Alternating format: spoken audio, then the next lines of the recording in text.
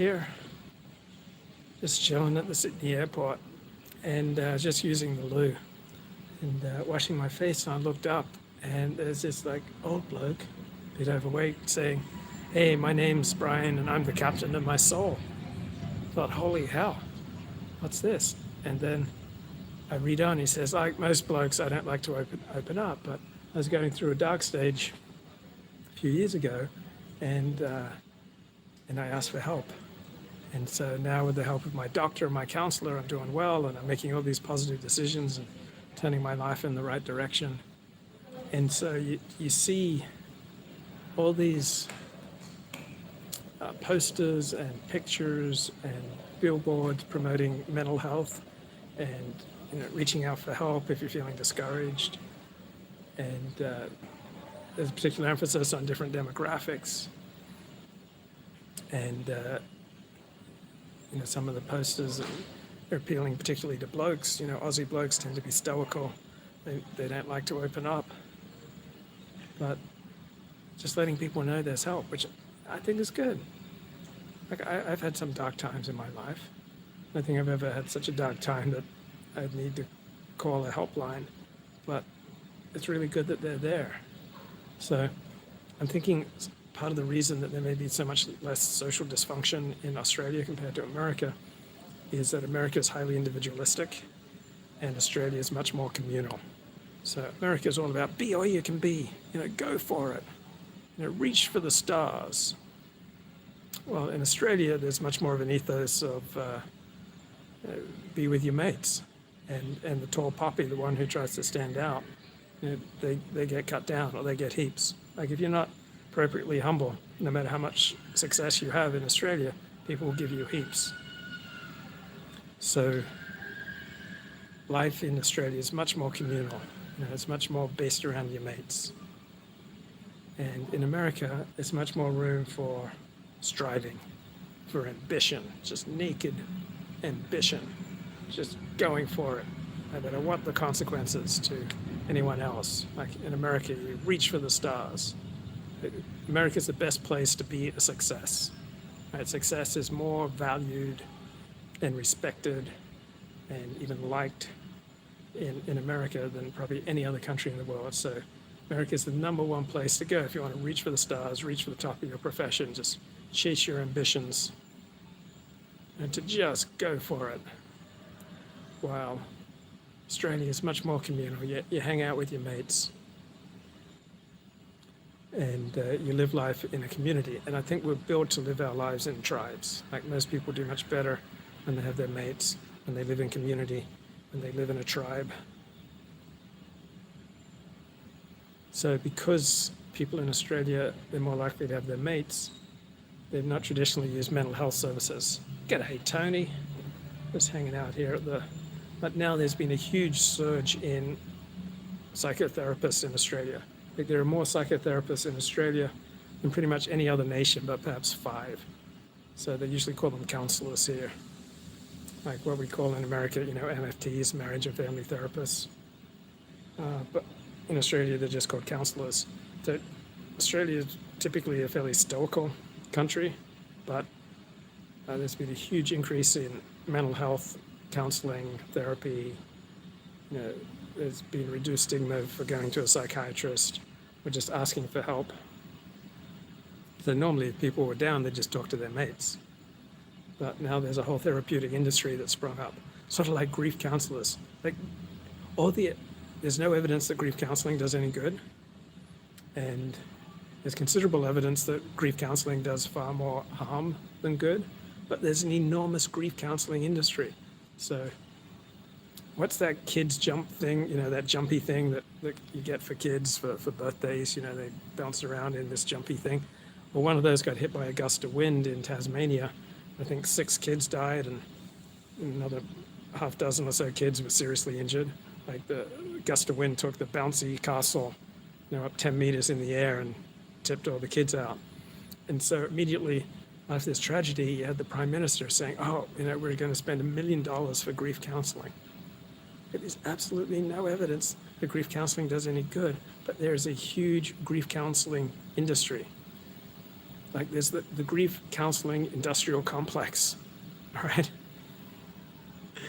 And so whenever there's a disaster, like the dumb thing is to say, thoughts and prayers, right? Thoughts and prayers, the people affected, and we're sending them grief counseling. But there's absolutely no evidence that like grief counseling does them any good. But there's a whole industry. It's like the accepted thing. It's like taking your tonsils out. So by the 1930s, we knew that taking your tonsils out didn't do any good. But there was a whole industry behind taking tonsils out. It's like hysterectomies. Like hysterectomies, on average, reduce women's lives. Oophorectomies. Josh Randall disavows, don't need no help. So hysterectomies and oophorectomies, where you remove the ovaries of a woman, they, in general, lead to reduced lifespans, reduced sexual pleasure, all sorts of reduced functioning, lead to more bad results than good results. Yet there's an enormous industry that is performing tens of thousands of unnecessary hysterectomies and oophorectomies each year in the United States, because it's like a whole industry behind, cutting out these organs. And there's a whole industry for decades behind taking out tonsils, even though the evidence was that did more harm than good. So we got no evidence that grief counseling works, but there's an entire grief counseling industry. Now, I do think that good counseling can work, but grief counseling is just like one-off. Breaking news: the institutions treat humanity like insects. Yeah, so grief counseling usually, just means 1 or 2 sessions where you talk about, the things that are most painful to you, and often just, talking about it will make it worse. So ongoing therapy, like if someone's, a good counselor, yeah, you can probably get help, but just like digging it up once or twice in 1 or 2 sessions of grief counseling, it's more likely to do harm than good. But it's the dumb thing, right? We go provide grief counseling. But I like all the mental health posters in Australia. USA is me, greed, quite frustrating, and underneath unhappy people. Well, it's a fine line, right? Because you don't want to be someone who is like overly concerned with others, so that your own well-being is, just tied up in, other people. So you prefer to get obsessed with other people rather than looking at your own stuff. So I've gone into therapy and I start talking about someone in my life. The therapist will try to get me on track and say, why are you talking about her so much? Because I, in a sicker mode of me, I'd rather talk about other people than face up to my own problems. I'd rather get caught up in drama around other people than face up to my own issues. So there's a fine line there, the path of moderation. You want to help people moderately. So there is a time for me. For example, even on vacation, I've been taking sponsee calls, several hours a week. I've been volunteering my time for a 12-step program.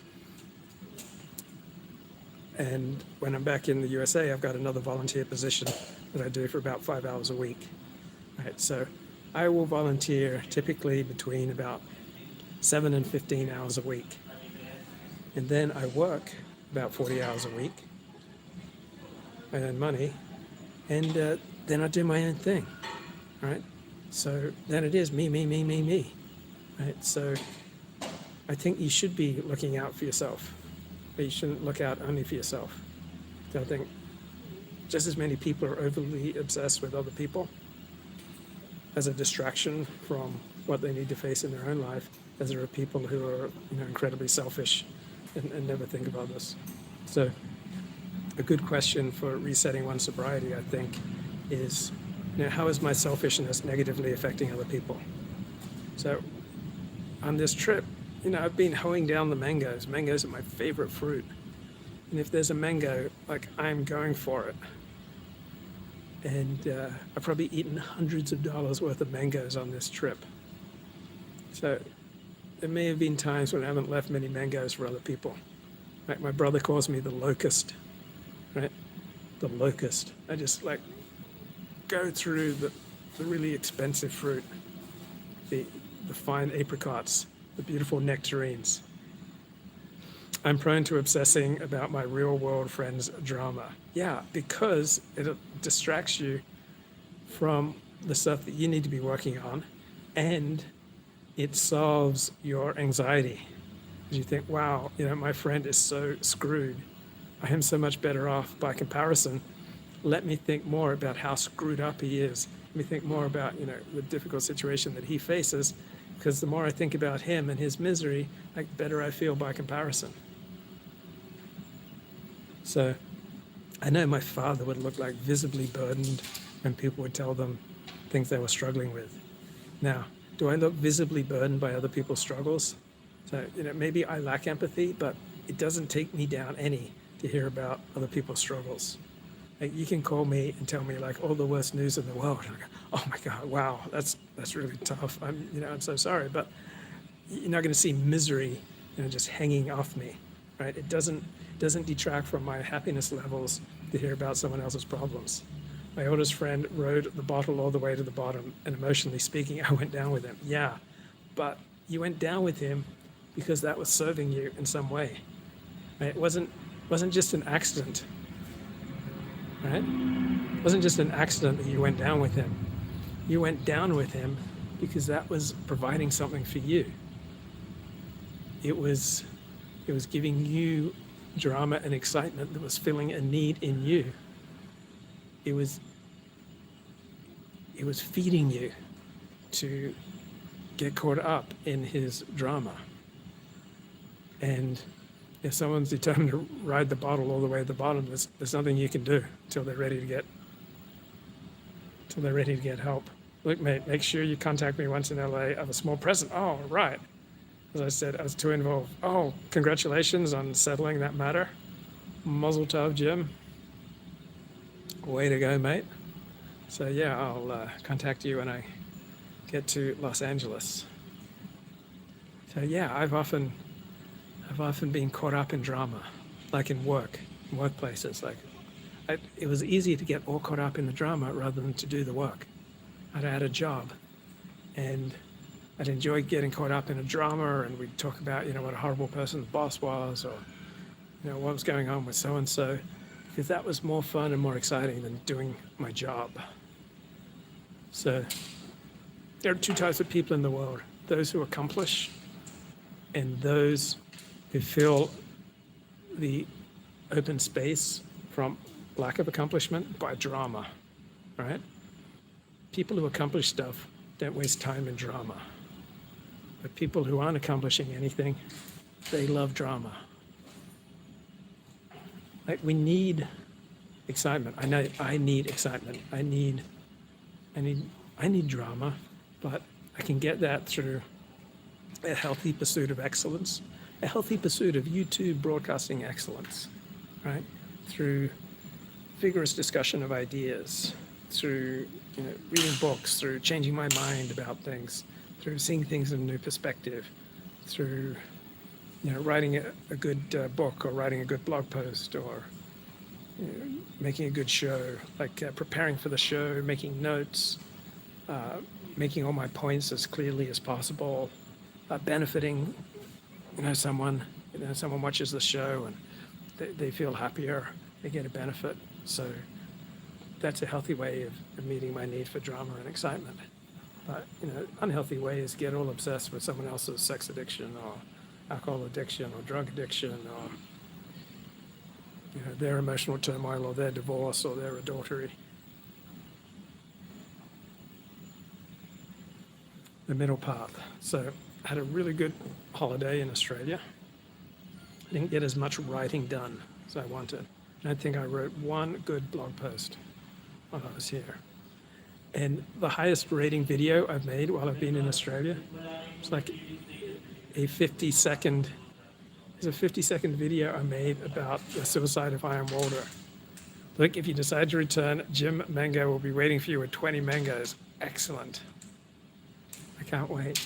But when I was working for my brother up in Denham Sands at his garden center, I heard that Chaim Walder, who's this Haredi Orthodox Jewish author of inspirational stories for children, and I heard he'd committed suicide after he'd been accused of massive child abuse.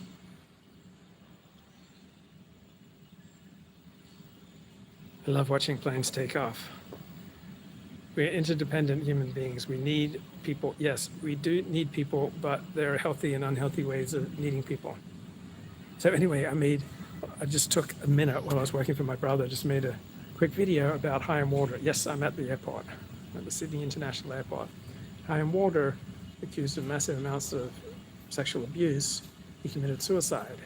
And I just noted that a lot of people try to guilt you by threatening to commit suicide if you don't do what they want. But you can't let people manipulate you that way. Like, you can't let people go, oh, I'll commit suicide unless you desist from going to the police or something like that.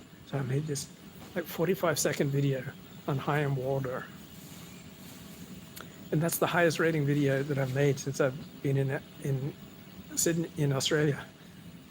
It got 1,300 views within 24 hours. They're my thoughtful meditations on life and love and loss and what's healthy, and those will get 45 views. About a 50-second video on Chaim Walder commits suicide. We are getting crazy news about Australia. Crazy in what sense? So Australia, I think yesterday had its highest number of COVID cases. It had about 170,000 cases of Omicron. So they're reinstituting some restrictions in Australia. Just like in America, they're reinstituting some restrictions. So grocery shelves are running bare. And InfoWars is a super solid distraction, good stuff. So yeah, not so much stuff on the grocery shelves in both America and Australia. Discouraging public singing, people gathering to sing. That's been discouraged in New South Wales. I chose not to go to shul on Shabbos to avoid getting Omicron. It feels like everyone around you is getting Omicron, because apparently 10 times as many people have Omicron as who have actually tested for it. So if 170,000 people test positive for it, 10 times that is 1.7 million. Is Omicron really comparable to the original COVID? Well, in some ways it's comparable, and in some ways it's not. Everything, when you note ways that two things are similar, you're not denying that there are all sorts of ways which they're dissimilar. So Omicron is similar to the original COVID in that it can be a death sentence. It can have devastating effects. It can hospitalize you. It can send you to the ER. It can put you on a respirator. But it seems like the odds of being hospitalized, put on a respirator, etc., is about 1/3 that of Delta. So it sounds like Omicron's a little less deadly than the original coronavirus, and so far it appears that Omicron is substantially less deadly than the Delta variant of the coronavirus, but you still wouldn't want to get it. I just love watching planes take off, man. That's awesome. Right, so I know people I heard a story about a woman who took a kid to a chickenpox party. Kid got chickenpox and died. I think it's stupid if you deliberately try to get Omicron, because it could have long-term effects, it could have deadly effects, it could have devastating effects. So I've abstained from public gatherings such as synagogue over the past couple of weeks, because the Omicron numbers are just huge here. New South Wales, we're talking 40,000 to 170,000 a day. And it just seems in my social circle like everyone's getting it. Even in regional Australia, communities that have had no cases of coronavirus, they're now getting it, Omicron. And it's not inevitable that the next variant won't be more deadly. So we have no idea if we're done with this or not. So eventually it will mutate to be less deadly, But meanwhile, we could have more strains that are more deadly than anything we've seen yet. So if you try to claim Bob Saget died from Omicron, you're officially a conspiracy theorist or you're Betty White.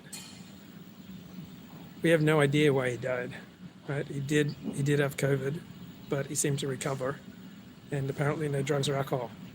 Luke, I failed to marry you or convert you to traditional Catholicism, mate. I feel like I failed. Now I have to see a therapist. Whoa, Omicron burned me so hard. So I'm trying to tread the middle path. So I don't automatically accept everything that the elites say. And I don't automatically accept what the dissidents and the populace say. I do find it interesting that so many of the lower brow versions of the alt-right, like Brittany Sellner, become anti-vax activists. So the lower brow members of the alt-right became COVID dissidents, and the higher brow members, generally speaking, very broad generalization, became quite. Co-worker just recovered, said the worst thing was the loss of a sense of time. Wow, tell me more about loss of time. So Richard Spencer and Greg Johnson both have very conventional perspectives on COVID, right?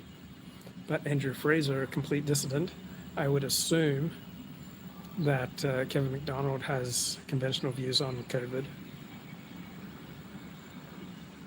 I would assume that Jared Taylor has fairly conventional views on COVID. J.F. Garapé is a dissident, right? He had that debate with Greg Johnson about COVID, and after it, apparently Greg used the FABOT word, and he couldn't tell if it was morning or evening. Well, that doesn't sound any fun. Like, if I could avoid getting something like that disoriented me from time, I would certainly avoid it. So for the first year of COVID, I severely restricted my socializing. So I didn't do much in-person socializing. So to the best of my knowledge, I never got any form of the coronavirus.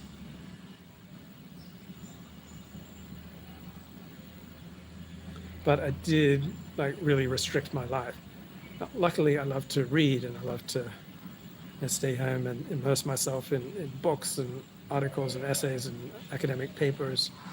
But I paid a big price for that much social isolation over the course of a year. Luckily, I have you. So someone close to me said, isn't life lonely? I said, no, I don't find life lonely, but I may be fooling myself. Maybe I spend so much time online, so much time blogging, making videos, because there is a loneliness in my soul that I try to slake through social media and making videos. So, who knows? Maybe I'm just here sharing ideas. So on Djokovic, I don't have a really strong opinion. I accept that at some point I will get it. I'll try to keep myself in good shape and eat right. But how much social distancing have you done, Glib? Why is the airport so empty? Because of coronavirus, right? You basically can't fly into Australia unless you're an Australian. There are very few exceptions. So not much international travel into Australia, very highly limited. But Lib Medley, how much social isolating did you do? I did a substantial amount because I wanted to reduce my chances of getting COVID. So, I cut back on the socializing, cut back on, all sorts of events that my friends participated in because I didn't want to get it.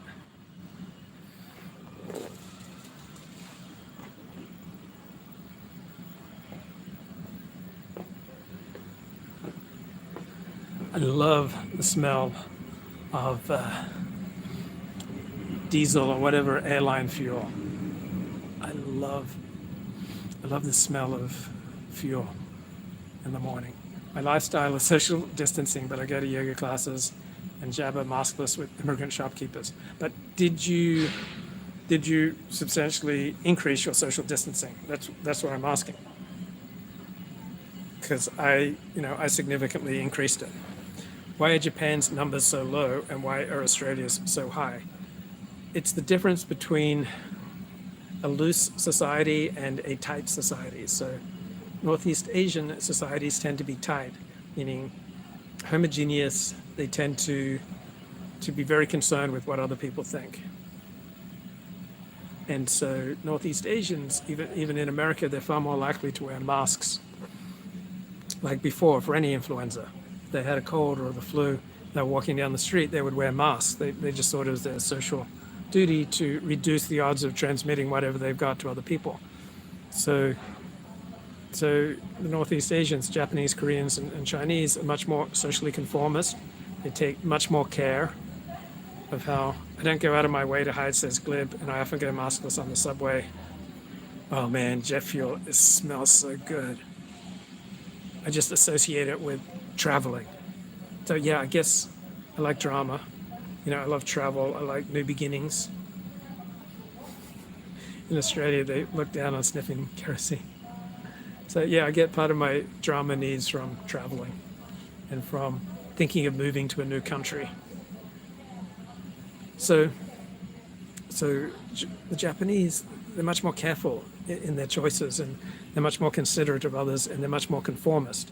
While individualist societies, such as Australia and America, do their own thing much more, and so they're much more vulnerable to COVID. I think airports are just awesome places. I love the smell of airports. I love the possibilities of airports.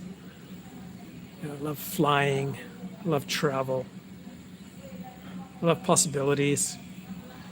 I just love you can go to the airport and then in 10, 12, 15 hours you can be on the complete other side of the world. Freaking love that.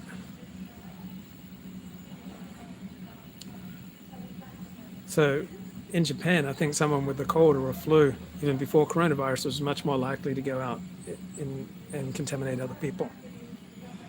So, who drives more cautiously?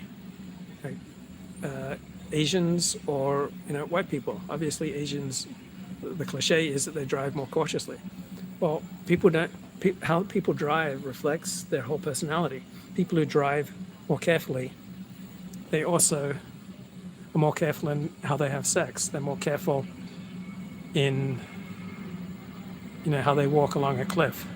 They're more careful in their social media activities. All right, so people who are more careful, certain groups are more careful than others. So groups that are more cautious, they're going to have much lower rates of COVID. So Steve Saylor said that it's the upper class who are most vulnerable to COVID because they fly around more, they travel more, they probably have more of a social life, they go skiing, they sing, with their church. It's shut-in losers who are probably less likely to get COVID.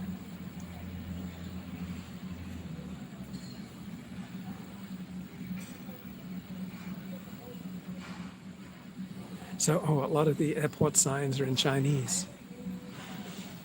I met a friend in a bookstore cafe, had to show my passport. Half of our convo was maskless, but then there was a new guard who told us to mask up. Masks are useless and dehumanizing, says Glib. I think I have to disavow. I think wearing a mask is kind of common sense in an influenza. And I think they're particularly important inside. But we have to be honest, the academic studies on the effectiveness of masks have not been particularly clear. So there are a lot of studies on the effectiveness of masks in reducing transmission of influenza, and the studies have not been definitive. So people who are opposed to masks can point to that. I think wearing a mask during an influenza, that's just common sense, particularly inside. So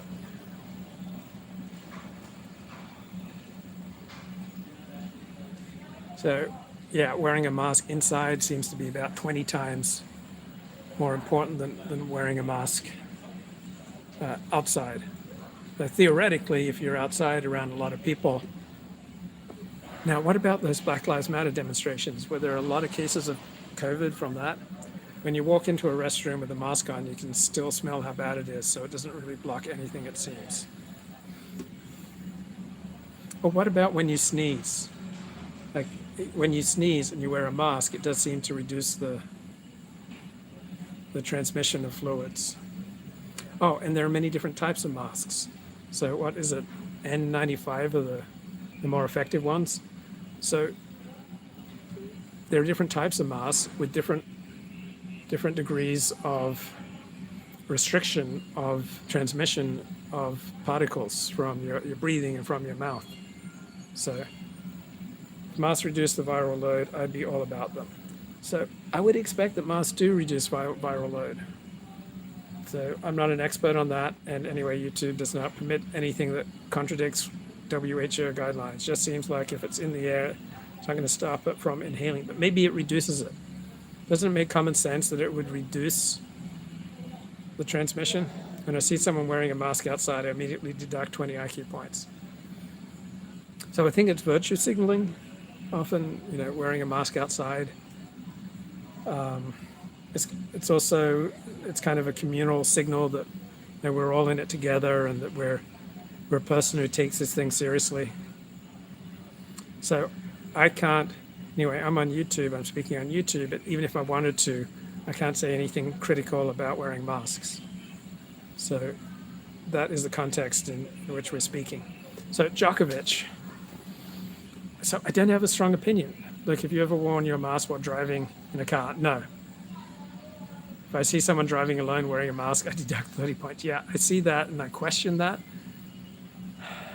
But maybe it's like a mindset. Like I know at like various jobs I've had, I would do some useless work because it would get me into the right mindset to do the things that I need to do. So I remember I was once working as an assistant and I just basically insisted on scanning everything that came through. And that way, as long as I worked in that office, nothing that I was in charge of ever went missing because I just scanned everything. Now, some of what I was scanning wasn't necessary to scan, but I needed to get into that habit of scanning all the incoming correspondence. So it could be that wearing a mask outside and wearing a mask in your car, it's practice, it's preparation, it's getting into the habit, and it's showing you that you're on team mask. But of course, I can't, speaking on YouTube, I can't say anything negative about mask. So I'm ambivalent about Djokovic. He's the world's #1 player. So if he tested positive for COVID, if the scientific evidence that provides substantial immunity, did you guys let Novak play yet? I'm not sure. I haven't checked the latest news. So I don't have a strong opinion either way.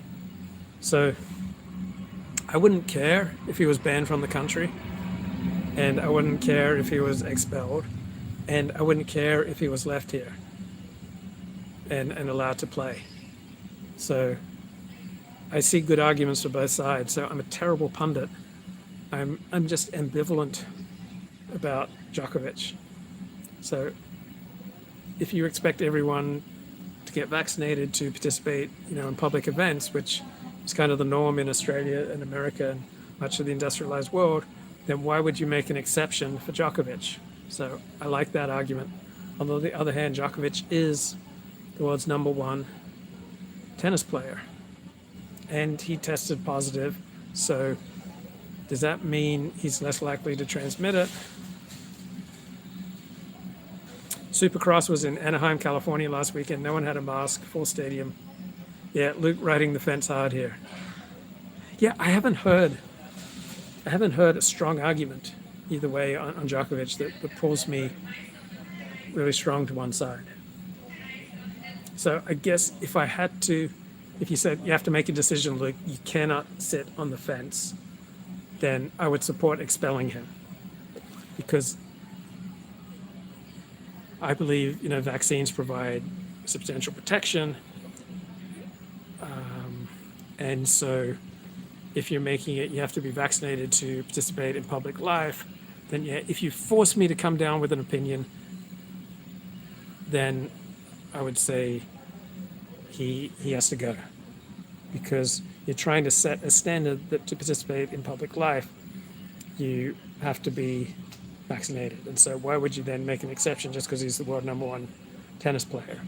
So if you force me to make an opinion, then I would go hard for expel him, give him it's too late to get the vaccine because the vaccine takes weeks to kick in. So do I feel qualified to be an Aboriginal translator? No. But reconciliation between Aborigines and other Australians seems to be more of a priority, more of a thing now than ever before in Australia. It seems to have just been steadily building over the past 60 years. So Aborigines have increasing power, they have increasing land rights, they have increasing social cachet. Like even the conservative parties here in Australia are all about reconciliation. So when I made a joke about Aboriginals to my friend who's like center left, I said, mate, that's not on here. Even the conservative parties here are all about reconciliation. So I find reconciliation bogus. Because, we did take their land and we're not going to give it back. We're not going to leave. And there are all these, like you walk around and there are these signs, we acknowledge that the Gurungal people are the ancient caretakers of this land. Like land acknowledgements are a much bigger thing in Australia and Canada than they are in the US, but they are coming to the US and they just ring bogus to me. So there's a lot of reconciliation in the air. Will that actually do good for Aborigines? Like Black Lives Matter raking in billions of dollars. Novak is #1 in the world. Maybe he knows something. Skills like ethics are domain specific. So you can be great in tennis and it doesn't mean you're great in anything else. You can be honest in how you do business. That doesn't mean you're going to be honest with your kids or with your wife or with strangers. Right? So ethics are domain specific. Skills are domain specific. Wisdom is domain specific. So a rabbi who knows a lot about the Talmud doesn't necessarily know anything about history or mechanical engineering. And someone who has a good eye for, say, purchasing art, they don't necessarily have wisdom on racial reconciliation. So skills, ethics, moral character, domain specific. Like there is no true self because who we are varies depending on the circumstance. So someone who's great in tennis, they may suck at typing. Right? Someone who's aggressive on the tennis court, they might be an absolute wimp with their spouse. Or in, say, a face-to-face confrontation or a punch-up. So skills, ethics, morality, so-called moral character, all very much domain-specific. If his #1 status depends on his health and he chooses virus over vax, yeah, but you're setting a precedent. How much is a flight from Sydney to LA? So one way, I think you can get one for about $1,000 right now. And return, you can get one for about $1,200. I think you can get one from $800 to $1,200 American dollars. The straight flight from LA to Sydney is about 18 hours. No, it's 15 hours. But the flight back from Sydney to LA, straight flight, no stopover, is about 3 hours less because of the wind currents. So it's about 12 or 13 hours straight. So I'm going to be taking off about 2 p.m. on Friday and arriving about 11 a.m.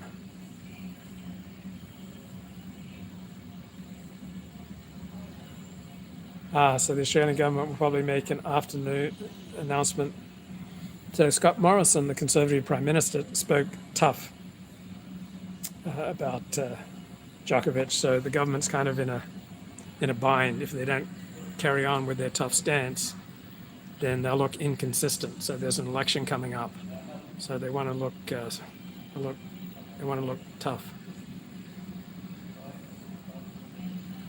So yeah, if I fly out of Sydney at say 12:30 p.m., I'll arrive in Los Angeles at like 9 a.m. on Friday. Where will you be when the Shabbat hour arrives? I will be going to my friends for a Shabbat dinner, I think.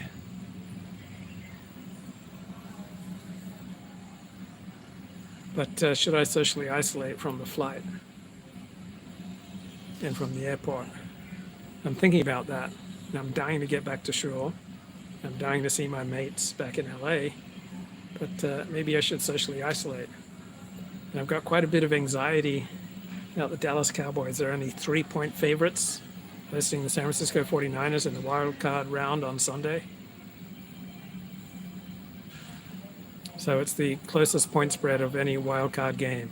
It's the one most up in the air. So being in Australia has kind of diminished much of my enthusiasm for American sports, but hasn't. It's only taken like 10% off my enthusiasm for the Dallas Cowboys.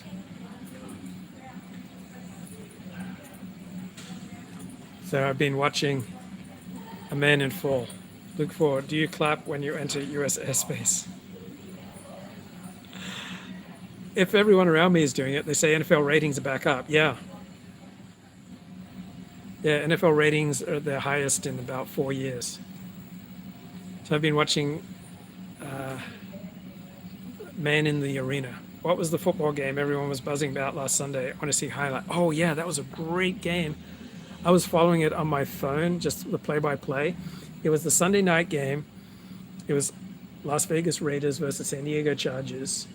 And if either team won, they'd get into the playoffs. But if they tied, both teams would get in the playoffs. So the Raiders were up by 2 touchdowns, by 15 points, with about 5 minutes left. And Justin Herbert, the San Diego Chargers quarterback, drove the Chargers to 2 touchdowns and a 2-point conversion. And he converted about 4 fourth downs and some, like 4th and long, like 4th and 10, like routinely, and some 3rd and long. He just played amazing. It got into overtime.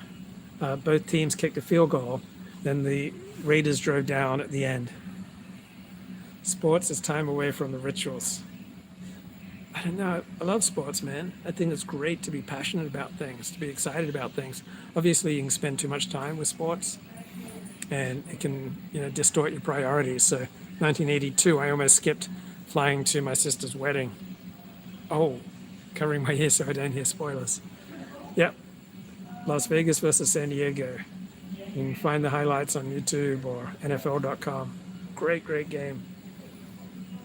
And on KO Sports, that's the Australian live sports streaming app, has over 1 million subscribers, and you can watch a game for a week or 2 afterwards. Like, you can watch the whole game. So I've been watching Man in the Arena. Really enjoyed the Tom Brady documentary series. It's been airing on KO Sports. They also have all of ESPN 30 for 30.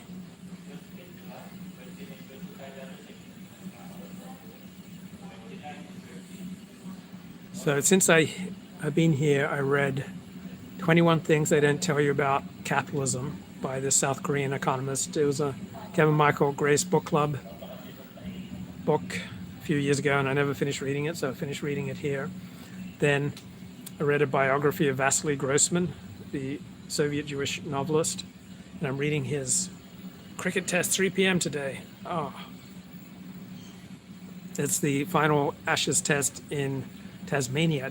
Have there ever been an Ashes test in Tasmania?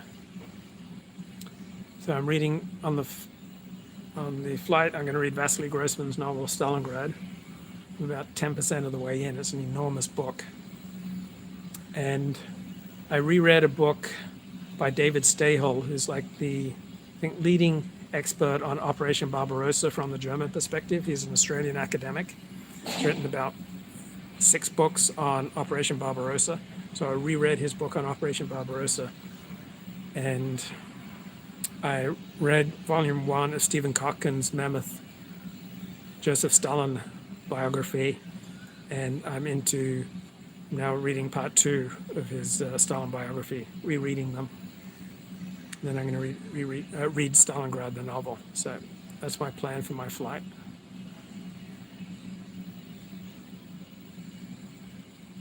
So it's going to be a day-night test.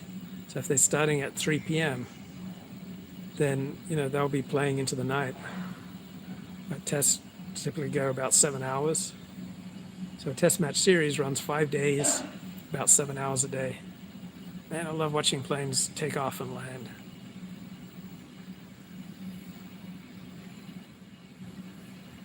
Bye-bye.